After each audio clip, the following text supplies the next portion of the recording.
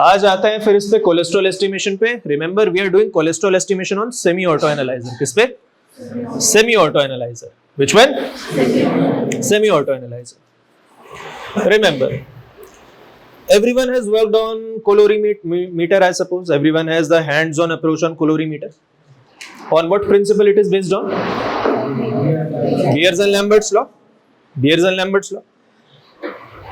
Semi-auto analyzer is a more sophisticated, a more self-reliant and more precise form of colorimeter. ठीक है? Now why it is semi-auto? Why not it is fully auto? Semi-auto बेटा इसलिए क्योंकि कुछ human intervention इसमें अभी भी रह जाती है. Like हमें पिपेट करके सैंपल खुद ही देना पड़ेगा. Calculation, filter setting, complex formation, rest everything would be done in the machine only. ठीक है? वो सब काम मशीन खुद देख लेगी. कोलोरीमीटर के स्टेप्स याद करो बेटा क्या होते थे. Number 1, we have to prepare 3 vials, blank, standard and test. After that, each one has to be estimated in colorimeter separately. OD of blank, then standard, then test. Once we receive that, we have to manually do the calculation, which is also prone to errors. ठीक? And after that, we get the final result. तो कितने steps पे बेटा देखो human intervention है almost हर step पे है. ठीक, फिर मशीन का बेटा अपना एरर भी होता है. Combining both of them efficiency कम होती है. सेमी ऑटो में क्या होता है बेटा? सेमी ऑटो में आपको 3 वाइल नहीं प्रिपेयर करनी. You have to prepare just 1, which is your test. कौन सा? During the day of examination and during today also will program the machine for you using blank and standard already. Auto you have to just prepare test. ठीक है? Machine is already programmed using blank and standard. Blank and standard. This is regarding the semi auto analyser. Cholesterol estimation पे थोड़ी देर बाद आता है.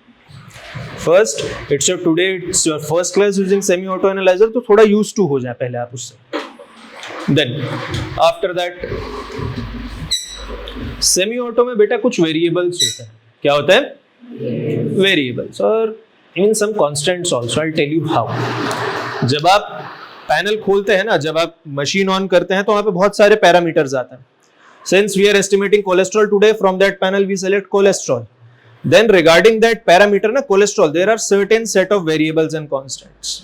उसको देखिए क्या क्या होते हैं. Number 1 is wavelength. Number 1 is this is almost similar to colorimeter. जैसे क्रेट हम कितने पे एस्टिमेट करते थे? 540. फिर एक पैरामीटर आपको याद होगा protein, that is estimated at 620. ठीक? Similarly here for cholesterol we use 505 nanometre filter. कितना? 505 नैनोमीटर. पहला एडवांटेज देखो बेटा of semi auto analyser over colorimeter. आप कोलोरीमीटर में 505 सेट कर सकते थे, नहीं ना? You have to do it at 520. But here we can set it precisely 505. तो एक बहुत बड़ा एरर वहां पे कम हो गया. Then second thing is aspirated volume. यानी कि जो आपने वाइल प्रिपेयर की है, how much sample would be aspirated from that into the machine. यानी कि मशीन कितना सैंपल यूटिलाइज करेगी for estimation. Here it is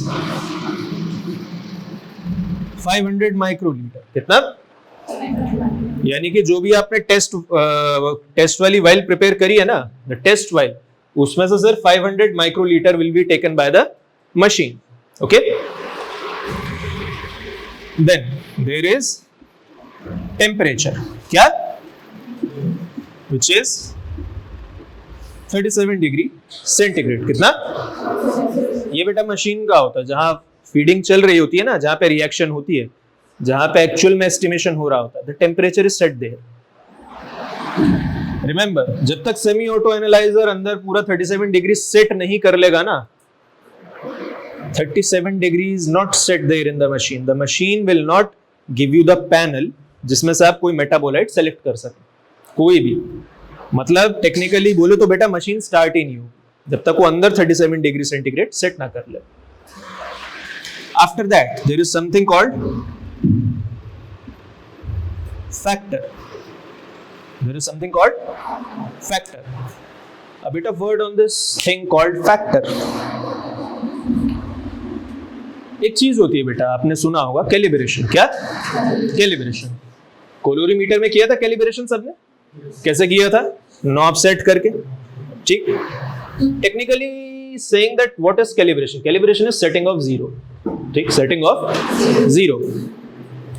अब सेमी ऑटो में क्या होता है? सेमी ऑटो में इतने सारे वो होते हैं, क्या कहना चाहिए, आपका पैनल होता है पूरा complicated. It has a separate software of itself which works on 4 bits. कितना? 4 बिट्स. ये भी चीज याद रखो. पता क्यों? The higher the bit rate the better is the compliance. आगे जाके बेटा एमआरआई के सॉफ्टवेयर भी स्टडी करने पड़ेंगे आपको. एमआरआई तो करोगे, उसको हैंडल करने के लिए उसको सॉफ्टवेयर्स भी अलग से स्टडी करने पड़ते हैं. आपके टाइम तक तो शायद और एडवांस हो जाए. ठीक. तो बेटा उसमें कैलिब्रेशन थोड़ा मुश्किल रहता है. तो कैलिब्रेशन हम कैसे करते हैं? Remember, there are 2 things. One is quality control and one is calibration. There are 2 process in lab. कौन कौन से? Quality control and calibration. क्या फर्क होता है बेटा दोनों में? पता है? किसी को आइडिया है? बेटा जब हम कैलिब्रेशन करते हैं ना, क्या करते हैं? कैलिब्रेशन. तो जो सैंपल हम मशीन को दे रहे होते हैं बेटा, उसकी वैल्यू हमें पता होती है, मशीन को नहीं पता होती. उसकी वैल्यू हमको पता होती है, but the machine has no idea कि उसकी वैल्यू क्या है. But for quality control we both of us know that what's the value. We just check how accurate the result is coming. Okay, so leave quality control aside. Calibration is the main thing today. How to calibrate semi-auto analyzer. Calibration का क्या purpose होता है बेटा? Check करना कि जो value हमें पता है क्या वो वैल्यू मशीन दे पा रही है. I'll give you one basic example. Let us say we are estimating glucose. ठीक, क्या एस्टिमेट कर रहे हैं?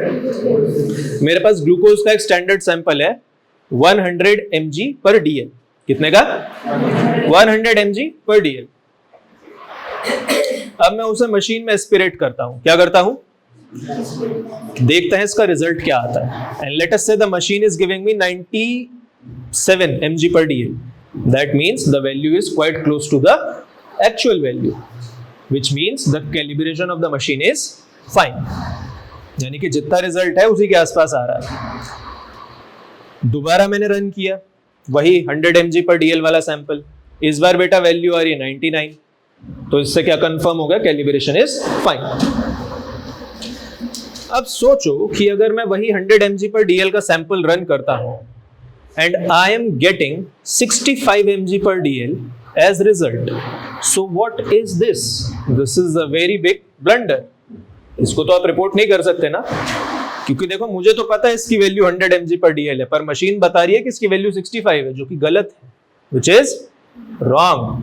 तो यानी कि अभी ये मशीन रिपोर्ट जनरेट करने के लिए, टेस्ट करने के लिए तैयार नहीं है. तो पहले हम इसे तैयार करेंगे. ठीक है, कैसे तैयार करेंगे? उसमें इसका रोल आता है बेटा थोड़ा सा, फैक्टर का. किसका? फैक्टर. जब आप कैलिब्रेशन करते हो ना बेटा सुबह आके, whenever you come to the lab early morning to start the machine and do that calibration process, तो जब आप सैंपल देते हैं तो बेटा एक फैक्टर अपने आप जनरेट होता है. This factor is automatically generated. ठीक है, हम ग्लूकोज के एग्जांपल पे ही वापस आते हैं. कितने का बेटा स्टैंडर्ड सॉल्यूशन था हमारा? 100 mg पर डीएल. ठीक, मशीन ने हमको आंसर दे दिया कि इसकी वैल्यू 102 mg पर डीएल है. कितना? 102 mg पर DL, which is accurately close to the actual value. ठीक है, बहुत पास है. और मान लो फैक्टर जनरेट हुआ कितना? फैक्टर जनरेट हुआ कुछ भी हो सकता है. लेट अस से 27. कितना? 27.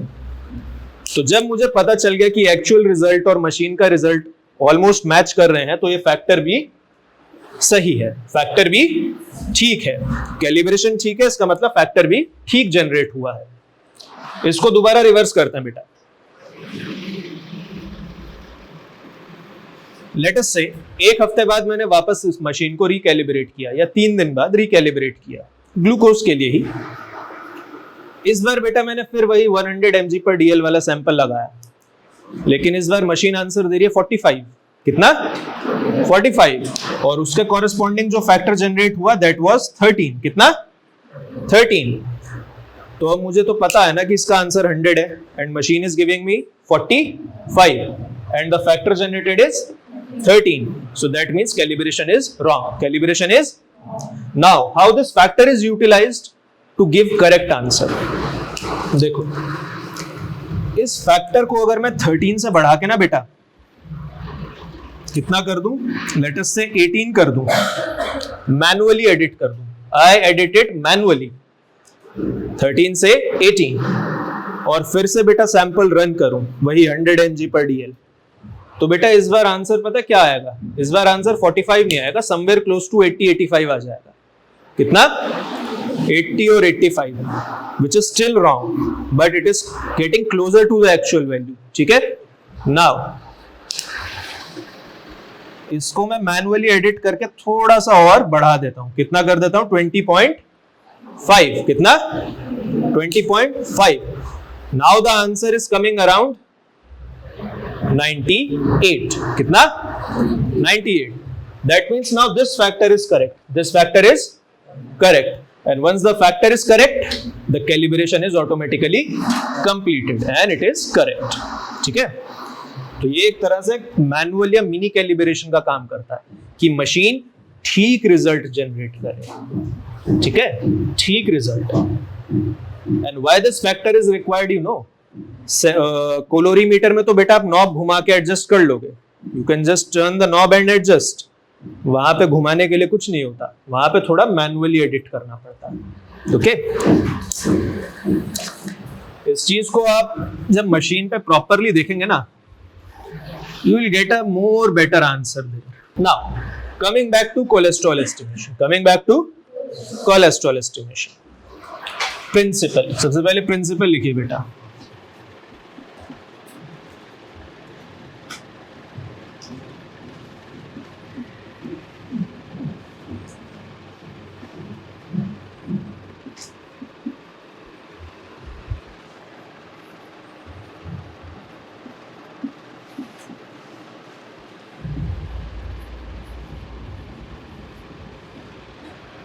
Cholesterol oxidase peroxidase method. Okay, cholesterol oxidase peroxidase method.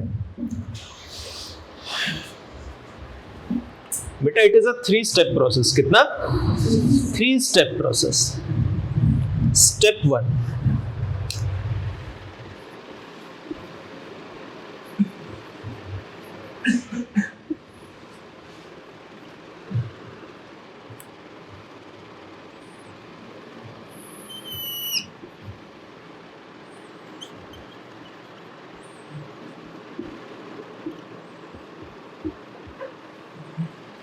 Step 1 क्या है बेटा? Cholesterol asters will be broken down into free cholesterol and water. Free cholesterol and water. Enzyme कौन सा लगना चाहिए बेटा? yes, esterase. Since we are breaking down cholesterol, तो बेटा कौन सा लगना चाहिए? Cholesterol esterase. कौन सा एंजाइम? Cholesterol esterase.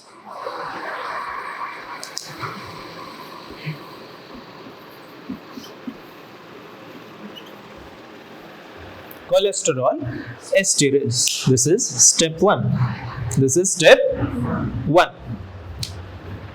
अभी हमारे पास फ्री कोलेस्ट्रॉल जनरेट हो गया.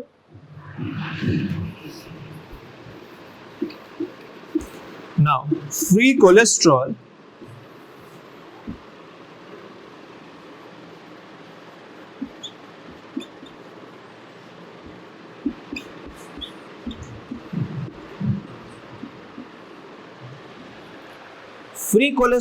plus oxygen equals cholesterol plus H2O2. कौन सा एंजाइम लगना चाहिए बोलो? अरे वाह, आप सब तो सीख गए. Cholesterol oxidase. Yes,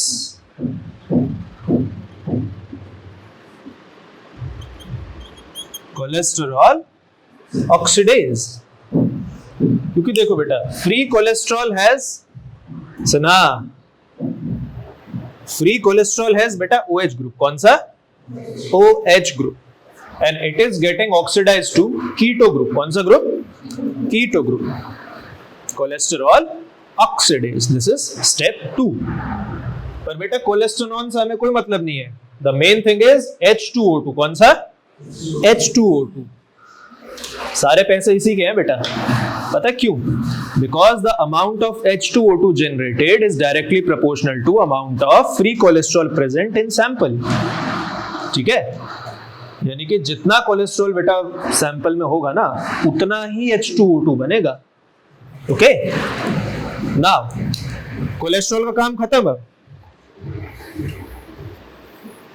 H2O2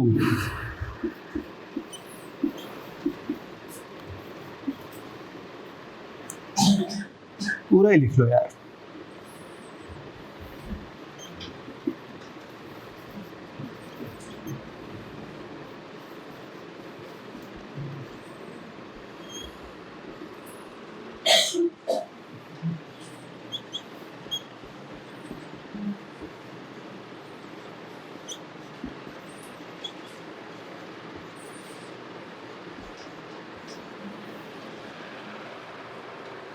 Now, in third step, H2O2 reacts with 4-amino antipyrine. किससे? 4-amino antipyrine to give red pink quinonine dye. Reddish to pink quinonine dye. Okay? आगे बोलो. Intensity of which is directly proportional to amount of cholesterol present in the sample. Technically बेटा ये die तो H2O2 से generate हो रही है, किससे? H2O2 से, लेकिन H2O2 कहां से आ रहा है बेटा? फ्री कोलेस्ट्रॉल से आ रहा है ना, जितना फ्री कोलेस्ट्रॉल होगा उतना H2O2। And what would be the enzyme utilized here? Yes, very good, कौन सा? पेरोक्सीडेज। जहां पे भी H2O2 देख लेना बेटा, सीधा पेरोक्सीडेज लिखे, red pink quinoneimine dye. Any doubt still now बेटा? किसी का कोई शंका, समस्या, किसी को कोई पार्ट समझ नहीं आया अभी तक? Step 1, cholesterol asters will be acted on by the enzyme cholesterol esterase, कौन सा?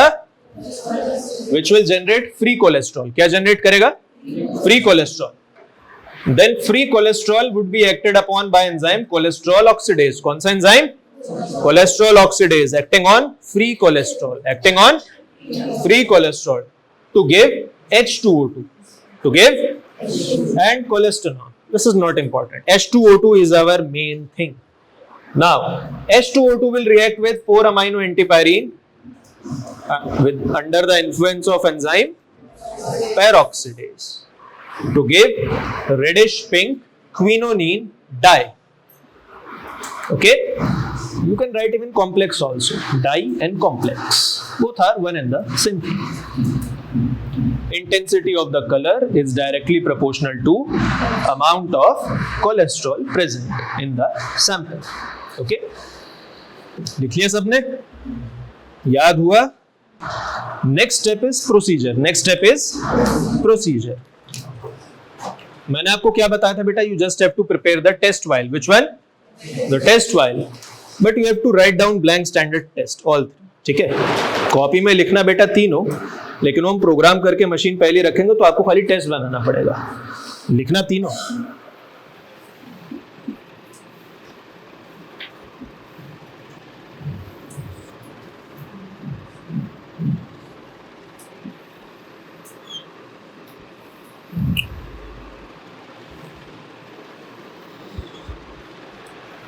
So, number 1 is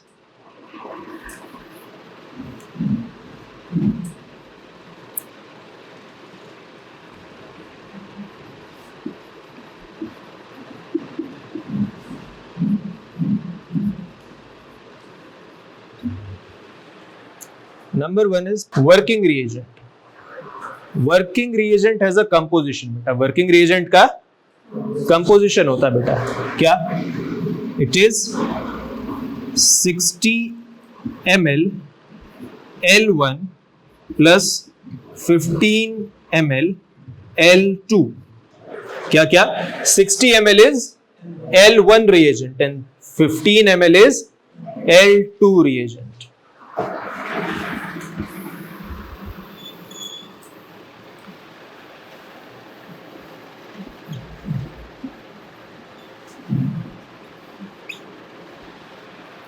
तीनों में बेटा 1 ml डालेगा.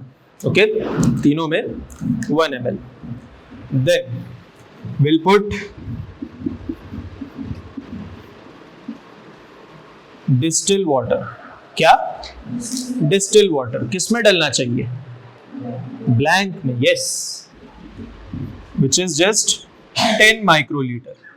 विच इज जस्ट 10 माइक्रोलीटर. कितना? 10 microlitre.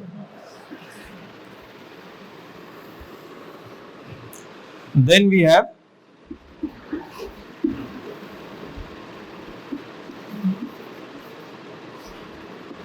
Standard solution. Which one? Standard solution. ये किस में डालना चाहिए बेटा? Standard.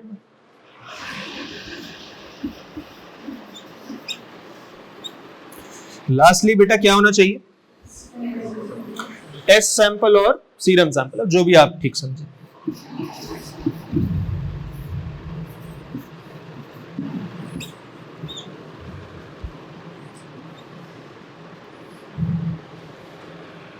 Okay, so this is how all the 3 vials are prepared.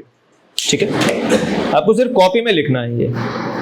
In lab you have to prepare only test. ठीक है, ब्लैंक और स्टैंडर्ड से बेटा ऑलरेडी कैलिब्रेशन और प्रोग्रामिंग मशीन की हो चुकी है. इवन एग्जाम वाले दिन भी आप चिंता ना करें, टेस्ट ही प्रिपेयर करने को आया आपका. And after that incubate for 5 minutes. Incubate for 5 minutes. Remember, the quinone dye complex formed is stable at room temperature for 8 to 12 hours. For 8 to 12 hours. यानी कि अगर आप अभी बना के जाएंगे ना, तो आप डिनर के टाइम भी एस्टिमेट करने आएंगे बेटा, बिल्कुल ठीक रिजल्ट है. Okay,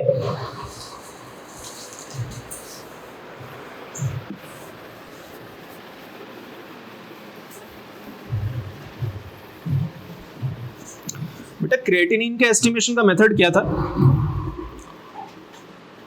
what was the creatinine estimation method?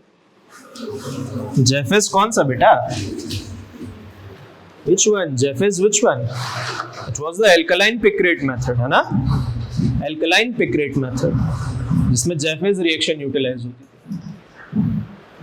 एक चीज देखी, यहाँ पे मैंने एंड पॉइंट लिखवाया था मेथड के साथ. क्या लिखवाया था? End point. There are various kinds of method. One is end point, one is kinetic, 2 point, different set of reactions. So which one we are utilising today? End point. इसीलिए बेटा उसको इंक्यूबेट कर रहे हैं, इसीलिए that is why we are incubating that. End point reactions क्या होती हैं बेटा? Final minus initial. ऐसे याद रखो. ठीक है, 5 मिनट वो बाहर रहेगा, इंक्यूबेट होगा.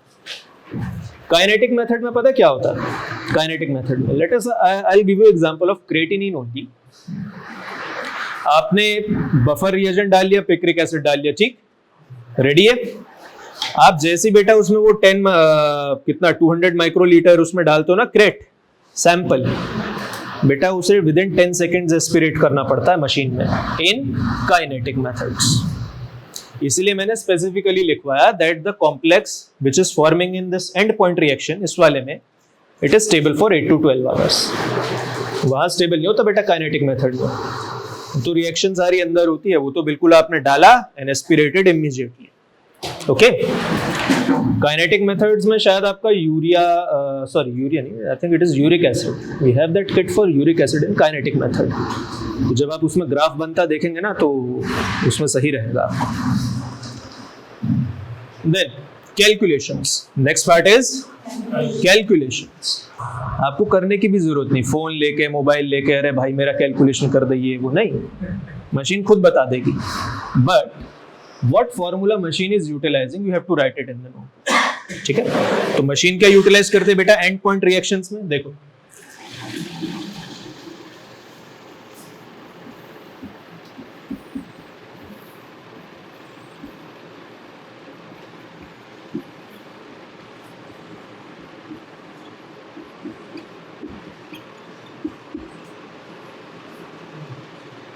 Similar to colorimeter, similar to, बस बेटा ओडी की जगह यहाँ एब्जॉर्बेंस आ गया, absorbance of test upon absorbance of standard into standard concentration.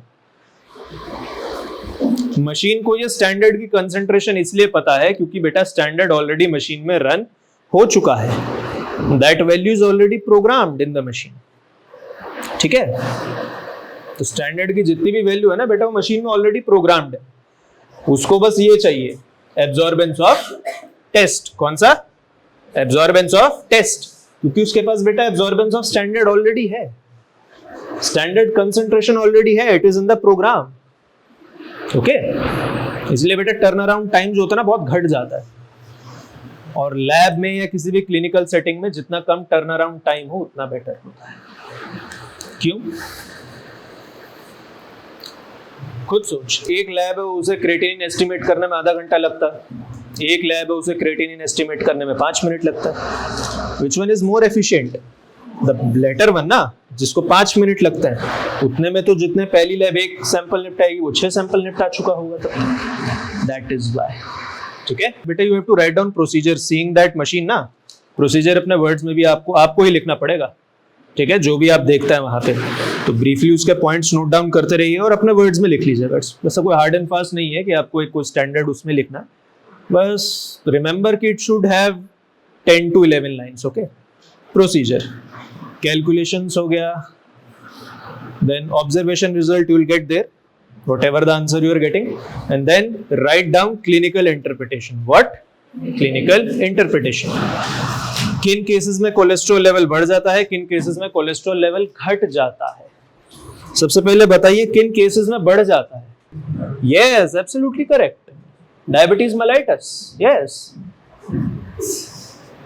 absolute correct. Anything else? Hypo में क्यों होगा यार? Hyperthyroidism, hyperthyroidism, hyperthyroidism, it is related to again pancreas and you can even say adrenal gland. मैं अगर adrenal medulla निकाल दूं surgery करके, so will I survive और विल आई डाई? बिल्कुल नहीं। Adrenal medulla is not required for major homeostasis, no. और अगर एड्रिनल कॉर्टेक्स हटा देगा तो क्या होगा? रीजनरेट हो जाएगा। पता है एड्रिनल कॉर्टेक्स की बेटा 3 लेयर होती हैं, वो जोना रेटिकुलरिस होता है ना बेटा, वहां से रीजनरेशन हो सकता है, याद रखना। अर्थात मैं नहीं मरने वाला। किन केसेस में बेटा कोलेस्ट्रॉल घट सकता है? सोचो, कोलेस्ट्रॉल कहां घट सकता है? जब उसका एब्जॉर्प्शन हैम्पर होगा, जब उसका एब्जॉर्प्शन हैम्पर होगा। सोचो किन केसेस में हो सकता है? जॉन्डिस। किन केसेस में? जॉन्डिस। ठीक है, ये सब क्लिनिकल बेटा और लिखेंगे आप, you will write down more, ऐसा नहीं। किसी का कोई doubt regarding cholesterol estimation? Remember, we are using Coral kits here, we are using coral kits. The textbook says the normal value of cholesterol is 150 to 200 mg per dl. कितना? 150 to 200 mg per dl. And the borderline value of cholesterol, borderline मतलब जहां से kind of pre-diabetes हो, हाँ बस बढ़ने ही वाला है, ठीक है, that is up to 240 mg per dl. कितना? 240 mg per dl. But the literature of coral kit suggests that using this kit, the normal values are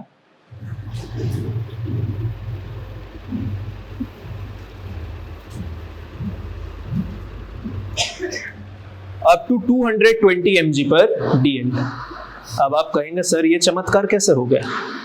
हो जाता बेटा, पता है क्यों? Because different kits utilized different methods. Different methods are harnessed on different instruments, and combining all these factors, we have slight variations in normal values. Okay?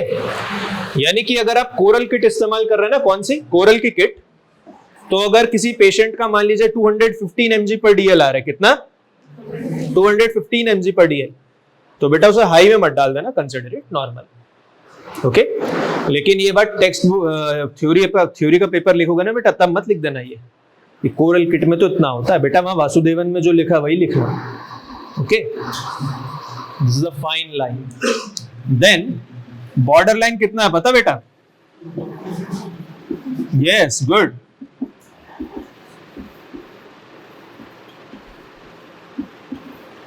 Up to 260 mg per dl।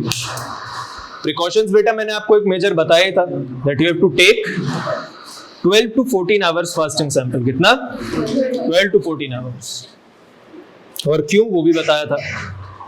Okay, this is one of the major precaution. आपको और मिले तो आप और लिख लेना, कोई दिक्कत। What are the risk factors for high cholesterol? किसी को पता है? Myocardial infarction.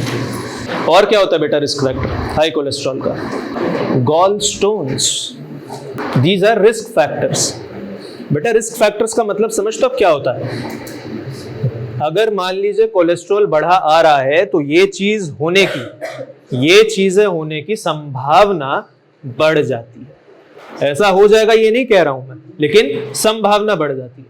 क्या जिसका कोलेस्ट्रॉल नॉर्मल होता है he does not suffer from gallstones, he also suffers from gallstones बेटा, लेकिन as compared to a person जिसका कोलेस्ट्रॉल बढ़ा हुआ है उसमें चांस ज्यादा है। That thing is called risk factor. जैसे जो लोग स्मोक ज्यादा करते हैं, सिगरेट ज्यादा पीते हैं, वो हार्ट अटैक से पहले मरे। So this ends with today's class. We can now proceed to the lab. ये देखो बेटा हार्डवेयर चेक। जैसे हमने ऑन किया हार्डवेयर चेक, मैंने बताया ना जब तक हार्डवेयर चेक नहीं होगा, all the temperature and all the parameters are not set, machine start नहीं होगी। अब जब मशीन स्टार्ट हो गई है तो देखो बेटा यहाँ क्या क्या लिखा है, पढ़ो।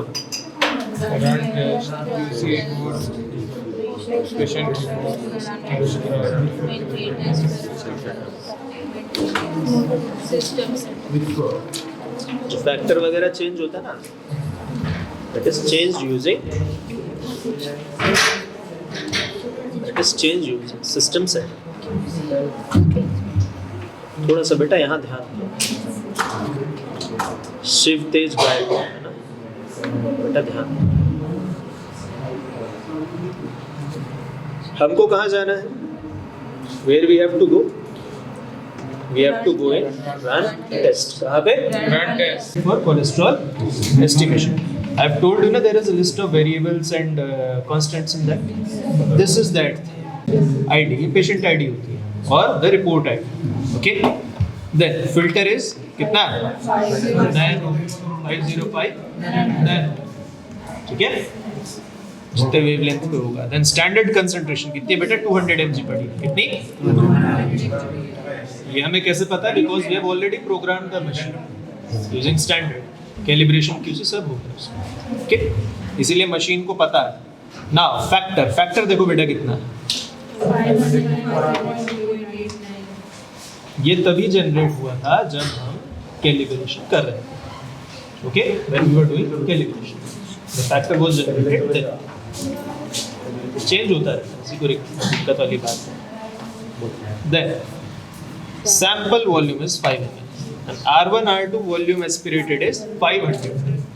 R1 R2 is standard and test। R1 stands for standard, R2 is test। Considering हमें सिर्फ एक ही टेस्ट ठीक है। Then delay is 5 seconds। What is the meaning of delay here?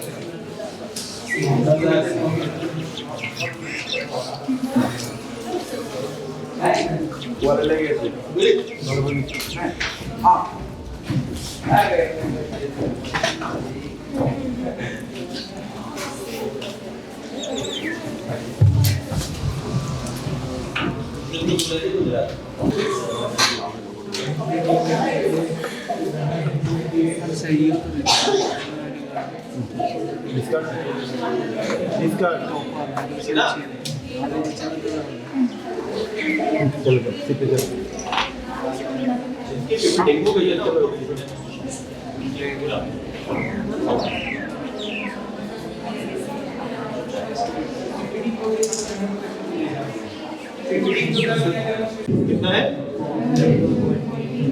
Factor कब जनरेट होता है बेटा? व्हेन वी डू कैलिब्रेशन, जब हम स्टैंडर्ड एस्टिमेट, ठीक है। तो हमको कैसे पता चलता है फैक्टर ठीक है? अगर स्टैंडर्ड की और स्टैंडर्ड की कंसंट्रेशन और इसका रिजल्ट ऑलमोस्ट आइडेंटिकल, तो बेटा फैक्टर जनरेट हो रहा है, फैक्टर देखिए। अगर मान लो बहुत ज्यादा फर्क आ रहा है, कैलिब्रेशन नहीं हो पा रहा है मशीन का अपने आप, फिर हम फैक्टर एडिट करते हैं तब तक जब तक रिजल्ट और स्टैंडर्ड की कंसंट्रेशन बराबर है। ओके, उसके बाद sample volume 5 ml, then R1 R2 volume is 500 micro, कितना? 500 micro. What is R1? R1 is R2 is test. Then delay is 5 seconds, कितना? What do you mean by delay? Delay का मतलब होता है एक बार आपने सैंपल एस्पिरेट करा तो कितनी देर बाद result? It takes 5 seconds. Why it takes only 5 seconds? क्या ऑलरेडी इंक्यूबेट कर चुके हो उसके एंड पॉइंट रिएक्शन अब तो कर चुके हो। क्रिएटिनिन का पता क्या होता है? ये I should say kinetic method.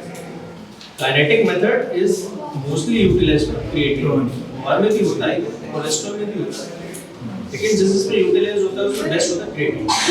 उसमें पता क्या होता है बेटा? जैसे आपने क्रिएटिनिन ऐड किया ना उस पिक्रिक एसिड और कॉपर के मिक्सचर, जैसे within 10 seconds is aspirated, 10 seconds, वरना आपका result, okay, that is kinetic. Kinetic method थोड़ा फास्ट होता है लेकिन रिजल्ट थोड़ा सा एक्यूरेट है। Quant is also reliable. How do you define that coordinates? How do you define that coordinates? How do you define that coordinates?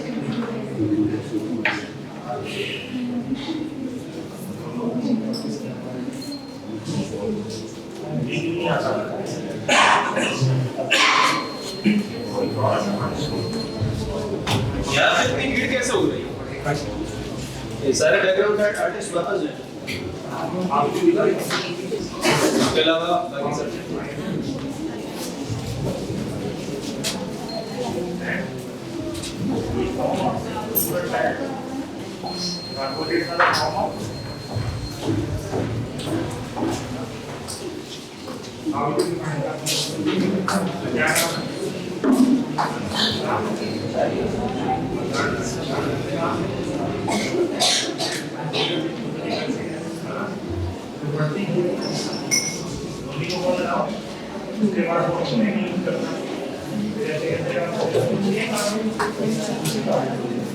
और मैंने बताया इसे ऊपर उसके जिसका से है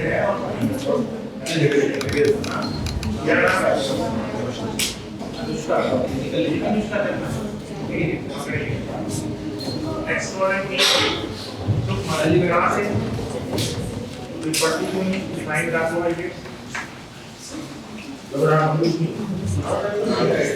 carbohydrates good explanation. I'm not saying define carbohydrates Kerala में बताओ define carbohydrates define carbohydrates क्या पूछिए मैंने माननी पड़ जा बोलो define carbohydrates यार इतना टाइम लग रहा है यार, जल्दी जल्दी कर। इतना टाइम नहीं मतलब एकदम राइट बार तो मेरे पास आया था ये पूरा डिजाइन कर मैं देख रहा था याद नहीं आ रहा था याद हो गया पूरा डिजाइन कर ये क्या नाम पहली HANSA